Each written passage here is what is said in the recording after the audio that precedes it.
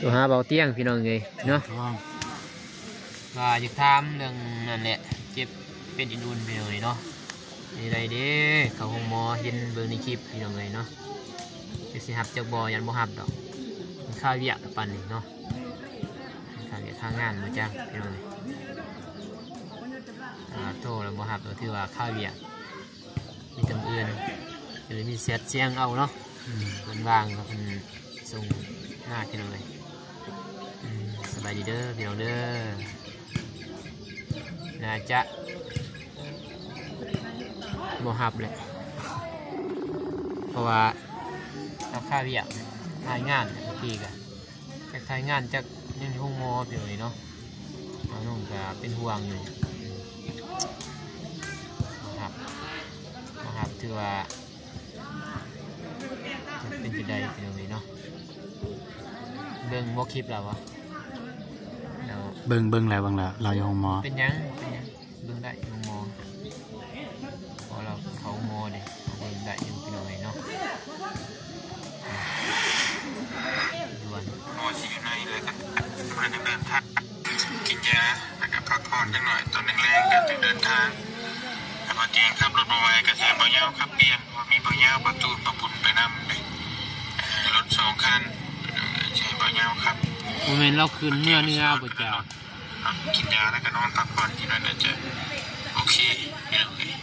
คืนเนื้อเลยมันจะแมนแล้วก็จึงสิไปกินยาป่ะพี่น้องเองนะเบิ่งตอนเราอยู่ห้องมอเลย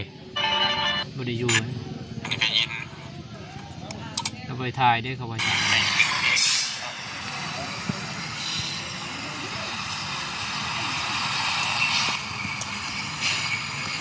เราไปพักผ่อนนี่แหละพี่น้องเลยเนาะเอาไปถ่ายสบายดีพ่อแม่พี่น้องย้อนเราไปพักผ่อนนี่แหละเพราะว่าก็คือเห็นพี่น้องเลยเนาะทีมงานเฮาทีมงานเราเตียงทีมงานเรานุ่งเนาะเป็นว่าเราไต่แล้วก็ทีมงานเราเตียงมาทำเราเตียงมาเลยก็โอ้ยบริพักในเศร้าพี่น้องเนาะคือเบานุ่งกับบริพักในเศร้าคู่มือเพื่อความเพื่อนว่าทุกอย่างนี่แหละที่จะได้เนาะความทุกอย่างของเพื่อนว่าถ้าเราได้รับงานแล้วเราก็ต้องได้เฮ็ดให้มันได้พี่น้องเนาะเราได้ทำงานผู้ใหญ่ไปแล้วเราต้องเฮ็ดให้มันได้ไว้มันผิดหวังเพื่อนว่าทางผู้ใหญ่เพื่อนวางเนื้อเสือใจอะไรก็ทางเบาเตียงเพื่อนนี่แหละคือเบาเตียงกับทางผู้ใหญ่เพื่อนมอบหมายให้เราก็ต้องเฮ็ดให้เต็มที่ก็เลยบ่มีวันพักพี่น้องเนาะต้องได้เฮ็ดเบียกตลอดจนเห็นว่าไม่ได้พักเลยเศร้าจนเข้าหมอจึงเย็นว่าเจ็บเป็นพี่น้องเนาะเบื้องล่างนี่ FC น่าจะบ่ได้ฮู้เนาะเดือนน่ะในเฮาบ่ได้ถ่ายเนาะเบื้องล่างนี่โอ้พี่น้องเนาะสิเว้าจังได๋เว้ามาแล้ว FC สิว่าถ้าว่าทุกอย่างแห้งสำนันสิไปเฮ็ดอีหยังแม่นบ่แม่นเดี๋ยวเพิ่นสิว่าพี่น้องเนาะแต่ว่าเฮาก็เห็นด้วยใจเอาสมัครมาแบบนี้พี่น้องเนาะเอาเลือกมาทางนี้ช่วยเหลือสังคมจะช่วยเหลือคนทุกคนยากเราก็ต้องสู้ส้นพี่เลยเนาะความสุขของเขามันยิ่งใหญ่พี่เลยเนาะมันอยู่ในจิตในใจเฮาพี่เห็นเขามีความสุขทางทีมงานคือเบาเตียงเบานุ่งเบาตูนเบาเจ็บเบาโคก็ที่อุ้งดีใจพี่เลยเนาะเห็นเขามีความสุขคือน้องสลีเริ่มในบ้านเกินว่าเป็นสำเร็จเสร็จสิ้นก็โอ้อุ้งดีใจนำพี่เลยเนาะมีแต่รอทาไปหาทางน้องบองเด้อไปอัปเดตพี่น้องจะน้อยสิไปหาน้องบองโดยทางบอตูนผลมือนี้มาหาน้องบองแหละพี่น้องเลยเนาะเลยโทรหาบอเตี้ยงแต่เพิ่นบ่ได้รับนั่นแหละเพราะว่าเพิ่นน่าจะถ่ายงานหรือว่าเฮ็ดอันใดอันหนึ่งเนาะธุระของเพิ่นเลยว่าเพิ่นบ่ได้รับมีแต่สิส่งเสียงไปโดยสบายดีเด้อบ่าวเตียงเด้อโดยเป็นจังไดเด้เนาะเห็นเขาหมอสบายดีอยู่บ่เด้อเป็นห่วงเป็นไงเนาะบ่าวตูนเป็นห่วงบ่ก็เป็นห่วงเห็นก็แบบว่าเห็นคลิปโอ้เนาะเอาอยู่นำกันนะพี่น้องมันมีความผูกพันน้องได้เมนอยู่บ่เมนคลิปมันไอเตียงเมื่อกี้เนี่ยน้องได้เมนอยู่ว่าทางทีมงานเขาให้กำลังใจเด้อประมาณนั้นแหละโดยเขากะบึ้งแต่ว่าเขากะบริเมนพี่น้องเลยเนาะยากเขาสิได้เมนแน่เนี่ยเพราะเขากะเฮ็ดเวียกแต่ละมือแต่วันพี่น้องเลยเนาะกะ หลายอย่างเลยบ่ได้โทรหากันยังมันยากเลยแม่นบ่บ่มีเวลาเอาสู่ส่วนขนาดคือนี่แหละคำนี่มันเมื่อบานเลยเนาะแต่มันแล้วเวียงแล้วงานเลยจะได้เดินทางกลับป่าหัวคนตกกระสูงานเราไต่เลยเนาะผมขอบใจเลยเด้อFC ทุกท่านเนาะอยากจะบุญทานเข้ามาติดตามเพื่อให้กำลังใจทีมงานเราไต่เฮาเนาะเรื่องอะไรผมขอบใจหลาย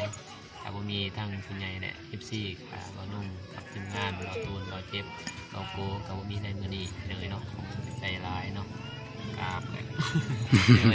กราบเท่าเลยเนาะเดี๋ยวดีใจหลายแหละเด้อๆนะแต่สิ่งสำคัญคือบ่เตียงเพิ่นเนาะถ้าเพิ่นมากอ่ะทีมงานเฮาก็บ่ได้เห็นเกี่ยวกับคุณใหญ่ที่บุญเด้อบริเวณ14ที่เป็นห่วงเป็นใยเลยเนาะโอเคมีแต่ไปหาทางน้องบองคนเด้อไปถ่ายเบาตูนก็ให้โบโก้ก่อนเพิ่นถ่ายทำก่อนก็น้องจะนอนกับน้องไปแต่ว่ากระเทินในนั้นก็ก็ว่ามื้อแรกเนี่ยก็ว่าสิโทรหาคือกันไอ้เตียงเป็นห่วงเป็นห่วงเป็นใยเพิ่นหลายเราเคยอยู่เคยกินเนี่ยมันซ้ำอายซ้ำน้องซ้ำเพื่อนเกินว่าซ้ำโมซ้ำครูเสียวซ้ำเฮยแหละบอลงกะเตลอเล่ร่อนเกินว่าไปนำกันทุกบาทเก่าพี่น้องเนาะบาทเห็นอันนี้มันกะคิดเห็นแล้วเขามาจุดที่เขาเคยอยู่นำกันนะมันเห็นแล้วมันกะคิดเห็นคิดหอดพี่น้องเนาะคิดหอดของใหญ่เห็นว่าเคยกินเคยอยากนำกันแหละก็เคยเนี่ยเคยไปเคยมาเคยอารมณ์คุยเห็นว่าแต่ว่าลังกองเขากะอารมณ์คุยกันแมนบอกเอาในทายมันกะมีซีซันให้กันพี่เลยโอ้คิดแล้วกะอย่างอีกบดนพี่เลยเนาะเขาเตียงกับสีลงมาแต่ลงมาแต่เนื้อผมแหละลงมาโบแก้วบอกไปโบแก้วเนาะแมนจะไปโบแก้วใส่ยะดิใส่ยะเนาะใส่ยะเนาะขอโทษใส่ยะเนี่ยไปฟังไทยอะไรใส่ยะภาคคุณป่ะแมนฟังไทยแมนเพราะว่าเพื่อนสีเขาไปสวยเรือทางผาเนื้อทางสัญญาอีกพี่น้องเนาะเตียงก็ดีต้นเพื่อนพี่น้องเลยก็ดีต้นเพื่อนพี่น้องเนาะการเดินทางใกล้ได้เพราะว่ามาลาไต่200เนาะ200กว่าลัก200-300นะไปสัญญานี่มันก็ประมาณ700หรือ800พี่น้องเลยเนาะประมาณนั้นแหละ700-800กิโลเมตรพี่น้องโอ้ย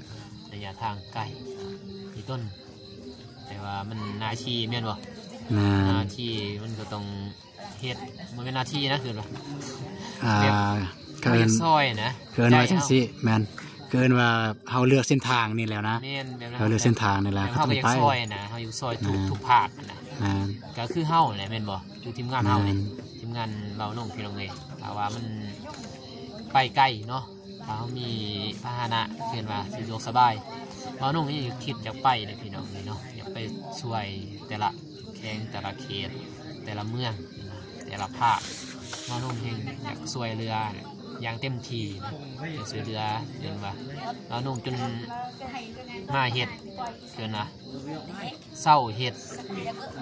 เพื่อนว่าเห็ดสวนเห็ดม่อนเพื่อนว่าเห็ดปลูกหมูปุ้งมันนี่แหละลงมือเห็ดเพื่อนเลือกในสิ่งที่เฮามักนะเฮามักเป็นส่วนสิว่าเศร้าก็บ่เชิงว่าเศร้าซะบ่ทันมันบ่ทันแต่ว่ายังเห็ดบ่ก็ยังเห็ดอยู่แต่ว่าเฮาจ้างเอาที่ตรงนี้เนาะแล้วก็ให้ทั้งภรรยาและบ่าวลูกก็เลยว่าเฮ็ดให้เต็มที่นะในสิ่งที่เฮามักแล้วเฮาเฮ็ดแล้วมันก็มีความสุขแม่นบ่มีความสุขดีคือว่าเขาเห็นเขามีความสุขนะมันก็มันเห็ดไปมันเบื่อมันอิ่มใจหน่อยเนาะเขาได้สวยเรือสังคมเป็นไปได้คือบ่าวนุ่งว่าบ่าวนุ่งก็อยากไปซอยเรือคือบ่าวเตียงอยากไปเลยถ้ามีพาหนะนะอยากไปซอยบนหันบนนี้นี่ FC เพิ่นก็คอมเมนต์มาไล่ให้ไปซอยบนหันบนนี้เลยเนาะแต่ว่าบ่าวนุ่งก็คือเห็นน่ะขี่รถจักรตันย่อนสี่เกินว่า2 ล้อสู่ฟันเนาะเกินว่ามันไปได้แต่ บริเวณบ้านเมืองเองพี่น้องเนาะบ่แข้งเองนี่แหละแต่ว่าแข้งซี่กล้องนี่เบานุ่งยังบ่ทั่วได้ บ่ทัวเอาไปบ่แต่เมืองท่าแตงอันนี้แหละ มีแต่เมืองท่าแต้งยังซื้อไปเลยเนาะ เพราะว่าบ่มีรถนะ บ่มีรถนั่นแหละ ใส่ลองโทรหาเบิ่งไอ้เตียง โทษก็บ่ได้นะ มันบ่โทรหาน้องเมฆบ่ คือกัน ลอง โทษก็เพิ่นบ่รับดอกเพราะว่าทับเกิดแล้วนั่นเพราะเพิ่นค่าเวียกกันนะเฮาก็บ่อยากรบกวนเพิ่นน่าจะถ่ายทำอยู่ถ่ายเฮ็ดงานอยู่นี่เนี่ยเพิ่นก็สตอมรังดอกโอเคเนาะมีสำนักอยู่เนาะขอบใจหลายเด้อ FC ทุกท่านเนาะที่เข้ามาให้กำลังใจทั้ง2เบาตูน Channel พี่น้องเอ้ยเนาะแล้วก็ขอบใจที่มาเบิ่งมาส้มคลิปเบานุ่งคือกันพี่น้องเอ้ยเนาะฝากติดตามเด้อเนาะทีมงานเราไต่เนาะ ฝากเบิดเลยนะเฮานะ แม่นทีมงานเราไต่เลยฝากเด้อพี่น้องเอ้ยเนาะเพราะว่าถ้าบ่มี FC และคุณยายเจบุญเนาะทีมงานเราไต่เฮาก็บ่มีในมื้อนี้เนาะแล้วก็ขอบคุณหลายๆพี่น้องเอ้ยเนาะกับขอเท่าเกินเสาตัวอลังการ ไปโอเคพี่น้องเอ้ยเนาะ เด้อเข้าใจหลายๆเข้าใจเลยเนาะก็เมื่อกี้นี่ก็ทางไอ้นงก็เลยโทรหาไอ้บ่าวเตียงทองพี่น้องเนาะก็เป็นห่วงเป็นใยนั่นแหละพี่น้องเฮาก็ร่วมกันอยู่เมื่อกี้บ่ได้โทรหาไอ้บ่าวเตียงทองบ่ได้ก็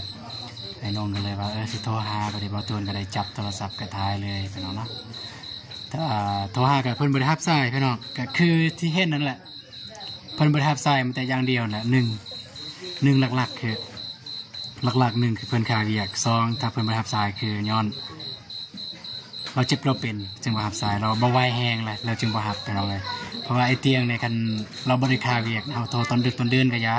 คันเราบ่ค่าเรารับสายพี่น้องขนาดโทรหาตอนโมงเช้าตอน3 โมงเช้าเรายังรับสายพี่น้องคิดเอาเนาะกันทีมงานเขาโทรหากันนะว่าที่ทำงานไปกันแล้วแต่กันแบบตอนเร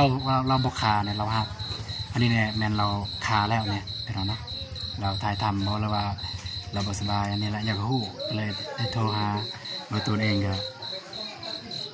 รู้สึกแบบเป็นห่วงเพราะเขาก็เคยไปนำกันตลอดเราลงมาเราไต่ก็ไม่แต่เราอะไรเป็นน้อยตีซื้อเครื่องกองว่าเครื่องกินเครื่องยากห้องมากอะไอ้เบานงซื้อมาเบาตูนก็ถามว่าเกรงใจว่าเกรงใจแต่ด้วยความว่าเขาไปนำกันไปเป็นทีมมันก็ไปยังสั้นแหละน้องเนาะเอาจังได้ก็ขอให้ไอ้เตียงทองจงมีสุขภาพแข็งแรงเด้อไอ้เตียงเด้อที่เจ็บอยู่หันก็ขอให้เศร้าไวๆเด้อไอ้เตียงถ้าได้เบิ่งคลิปน้องก็จังอะไรก็ขอให้เศร้าเจ็บไวๆไปเนื้อก็จะได้ก็การเดินทางแกจงมีระมัดระวังจงมีสติในการเดินทางอยู่ดีมีแห้งกลับมาแต่หันแกถ้าบ่เจ็บบ่เป็นแกพักผ่อนก่อนพักผ่อนแล้วเราจึงลงมาลาวใต้ถ้าพวกน้องมีรถใหญ่พวกน้องก็สิไปหา เนาะสำหรับคลิปนี้เบาตูนก็สิขอจบคลิปเพียงเท่านี้พี่น้องเลยแต่ว่าเจอกันในคลิปต่อไปคลิปนี้เบาตูนขอกล่าวคำว่าสบายดีเด้อเนาะเมื่อกี้เนี่ยเบาน้องลมสิโทรหาเบาติ้งทองไปแล้วน้องไป